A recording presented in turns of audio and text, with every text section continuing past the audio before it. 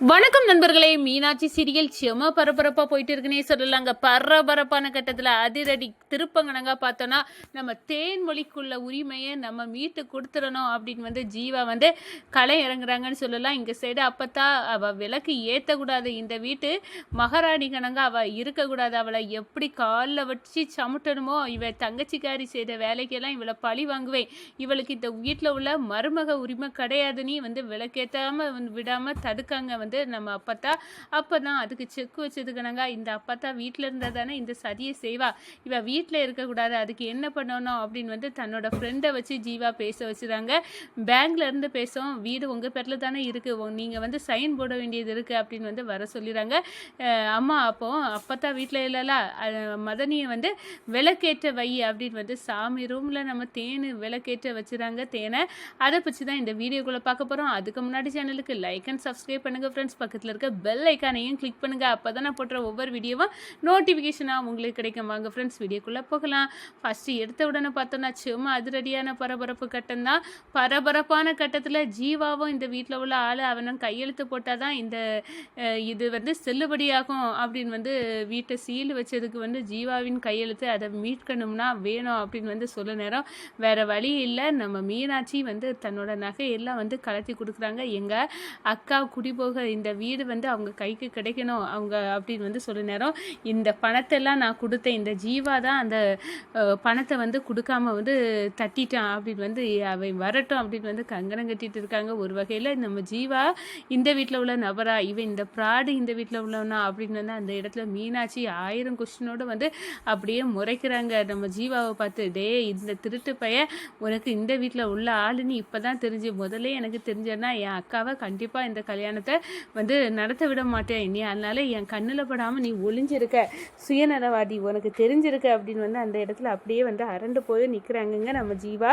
அதே நேரத்தில் நம்ம பார்த்தோம்னா ஜீவாவை பார்த்தோன்னா கொந்தளிச்சு நம்ம மீனாட்சி, டே நீ எவ்வளோ பெரிய திருட்டு பையனி உன் வீட்டுக்காரங்களுக்கு தெரியாமல் இருக்கலாம், எனக்கு தெரியண்டா, நீ திருட்டு கும்பலை சேர்ந்தவன் தானே நீ அப்படின்னு சொல்லினாரு. என்னம்மா சொல்கிற மீனாட்சி, என் குடும்பத்து வீட்டில் உள்ளவங்க எல்லாத்துக்கு மேலே நீ பழிப்பட ஆரம்பிச்சிட்டியா அப்படின்னு நம்ம அப்பத்தா கேட்க, விடுங்க உங்கள் பேரே ஒரு களவு செய்யக்கூடிய கள்ளன் அப்படின்னு அந்த இடத்துல சொல்ல நேரம், நீ தப்பாக பேசுகிற மீனாட்சி, என் ஜீவா நல்லவங்க தான் அப்படின்னு சொல்ல நேரம், இந்த பாருங்க ஏதோ எப்படியோ நடந்து போச்சு, ஆனால் எங்கள் அக்கா இந்த வீட்டிலேருந்து கண்ணீரோடு இருக்கக்கூடாது, அதுக்காக நான் இப்போ நகையை தாரேன், அதெல்லாம் வச்சாது இந்த வீட்டை இந்த மீட்டுருங்க அப்படின்னு அந்த இடத்துல அங்கே பேங்க்லேருந்து சீல் வைக்க வந்தவங்கள்ட்ட, இது பணம் இது காணோம், இதை வச்சுக்கிட்டு இந்த வீட்டு சாவியை இவங்களுக்கே கொடுங்க அப்படின்னு அந்த இடத்துல சொல்லிடுறாங்க. ஒரு கட்டத்தில் மீனாட்சி கொடுக்குறாங்க. ஜீவாவை பார்த்து, இந்த பாரு என் அக்கா மட்டும் இந்த வீட்டில் கண்ணீரோடு இருந்தானா கண்டிப்பாக உன்னை விட மாட்டேன்டா திருட்டு பயலை அப்படின்னு அந்த இடத்துல ஓன் பண்ணுறாங்க.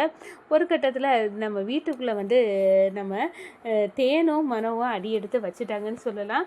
இனி சாஸ்திர சமுதாயம் படி செய்ய வேண்டியதை செய்துடுவோம் அப்படின்னு அந்த இடத்துல நினைக்கிற நேரம், ஒரு கட்டத்தில் பார்த்தோன்னா நம்ம அப்பத்தாக்கு பயங்கரமான கோபம், இந்த வீட்டுக்கு நீ அடி எடுத்து வச்சுட்ட, இனி நான் வைக்க போகிற ஒவ்வொரு செக்கும் நான் உனக்கு வச்சதால் தாண்டி இருக்கணும், நீ பாரு உன்னை ஒரு வழி நான் படுத்த போகிறேன்டி அப்படின்னு அந்த இடத்துல கொந்தளிச்சிட்டி, இனிமேல் தான் என் ஆட்டத்தை நான் ஆட போகிறேன் அப்படின்னு அந்த இடத்துல சொல்லுறாங்க. ஒரு கட்டத்தில் இந்த பூஜை ரூமில் விளக்கேற்ற சடங்கு எல்லாம் முறைப்படி என் மனசுக்கு பிடிச்ச மாதிரி வந்தாதான், இப்போ இவ எனக்கு மனசுக்கு பிடிக்கல, இவ தங்கச்சி ஆடின ஆட்டத்துக்கு இவளை தான் நான் பகடக்காயாக வச்சுருக்கேன், இவ தங்கச்சி ஒட்டு மொத்தமாக சொந்தக்காரங்க பத்தக்காரங்க மத்தியில் என்னை அவமானப்படுத்திட்டு போயிட்டா அப்படின்னா, இவன் இந்த பூஜை ரூமில் விளக்கேற்றக்கூடாது, விளக்கேற்றக்கூடிய தகுதி இவளுக்கு இல்லை அப்படின்னு கோபத்தின் உச்சியில் நம்ம அப்பத்தா கொந்தளிக்கிறாங்க. என்னம்மா இது, நம்ம மதனி இந்த வீட்டுக்கு வந்த உடனே விளக்கேற்றணும், இந்த வீட்டுக்கு வாழ வந்த மருமக, அப்படி இருக்க நேரம் அப்பத்தாவுக்கு பைத்தியம் ஈத்தியம் பிடிச்சிருக்கா,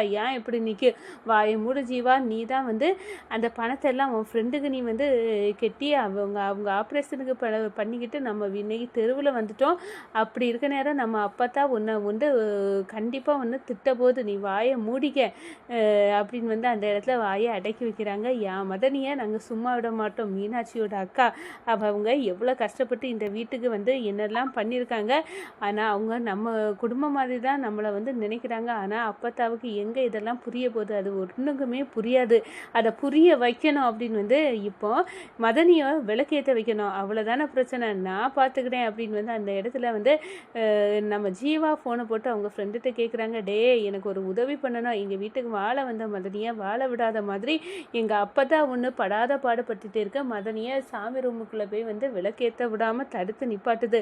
அது வீட்டில் இருக்கக்கூடாது, அதுக்கு நீ எப்படியாவது வந்து பேங்கில் இருக்கவங்க மாதிரி கால் பண்ணி பேசி ஒரு சைனை போடணும், வந்துட்டு போங்க பேங்குக்கு அப்படின்னு வந்து கூப்பிடுங்க அப்படின்னு வந்து அந்த இடத்துல சொல்லணுன்னு நான் பார்த்துக்கிட்டேன் அப்படின்னு வந்து நம்ம ஜீவாவோட ஃப்ரெண்டு ஃபோனை போட்டு, அன்னபூர்ணிங்களா அப்படின்னு, ஆமாம் நான் அன்னபூர்ணி தான் பேசுகிறேன், பேங்கில் வீடு உங்கள் பேரில் தானே இருக்குது, நீங்கள் பேங்குக்கு வந்து உடனடியாக உங்கள் சைன் ஒன்று தேவைப்படுது போட்டுட்டு போங்க அப்படின்னு வந்து சொல்ல நேரம் நம்ம அப்பத்தாவும் சரி சைனை போய் போட்டுட்டு வந்துடுவோம் அப்படின்னு வந்து கம்பியை நீட்டிக்கிட்டு சைன் பண்ண போகுது. அவ்வளோதாங்க. என்ன பார்க்குறீங்க, இப்போ தான் அப்பத்தா இல்லையே வந்து மதனியை வந்து விளக்கேற்ற வச்சு வந்து பூஜை ரூமாக வந்து அலங்கரிங்க அப்படின்னு வந்து அந்த இடத்துல வந்து நம்ம தேன்மொழியை வந்து விளக்கேற்ற வச்சுறாங்க.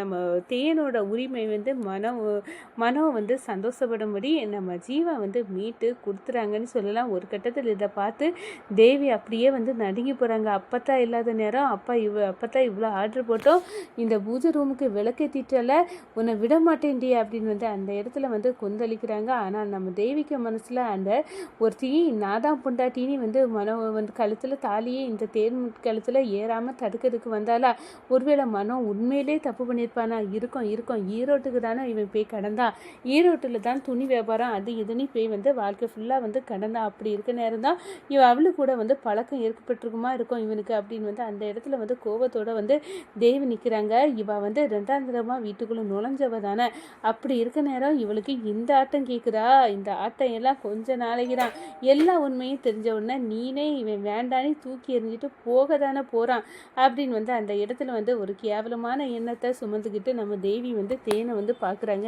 என்ன புது பொண்ணு, நல்லா தான் இப்போ 2 நாளைக்கு இருக்கும், அது பிறகு இந்த வீட்டில் இருக்க ஒவ்வொரு குணத்தையும் வச்சு நீனே வந்து தெரிஞ்சுப்ப, அப்போ உனக்கு அடுக்கடுக்காக பிரச்சனை அப்பத்தா ரூபில் வரப்போகுது, நான் கூட இருந்தே பார்க்க தானே போகிறேன் அப்படின்னு வந்து அந்த இடத்துல வந்து நம்ம தேன்மொழியை பார்த்து தேவி வந்து நினைக்கிறாங்க. இந்த சைடு பார்த்தோன்னா நம்ம சக்தி வந்து அப்படியே வந்து நம்ம தேனை பிடிச்சி இந்த வீட்டில் அப்பத்தா ஒரு மாதிரி தான், ஆனால் போக போக நீ புரிஞ்சுக்கிடுவ அப்படின்னு வந்து அந்த இடத்துல வந்து நம்ம ஆறுதலாக நம்ம தேன்மொழிக்கு இருக்காங்க. நம்ம மனோ இந்த பாரு, எனக்காக வந்து நீ வந்த உடனே அவ்வளோ நகையை வந்து எங்கள் வீட்டுக்காக கொடுத்துருக்க, உனக்காக நான் என்ன நஞ்சு கடன் பட்டாலும் அது சரிப்படாது, அவ்வளோ உதவி செய்திருக்க அப்படின்னு வந்து அந்த இடத்துல வந்து நம்ம தேனுக்கு கையை பிடிச்சி நம்ம மனோ வந்து சொல்லுறாங்க. நீ மட்டும் இல்லாட்டினா இன்றைக்கி நாங்கள் நடுத்தருவில் தான் இருந்திருப்போம், நீ அவ்வளோ ரூபாயும் இந்த வீட்டுக்காக வந்து வந்தவுடனே வந்து கொடுத்து இவனை கஷ்டப்படுத்திட்டேன் அப்படின்னு வந்து அந்த இடத்துல வருத்தப்படுறாருங்க நம்ம மனோ வந்து தேனுக்கிட்ட.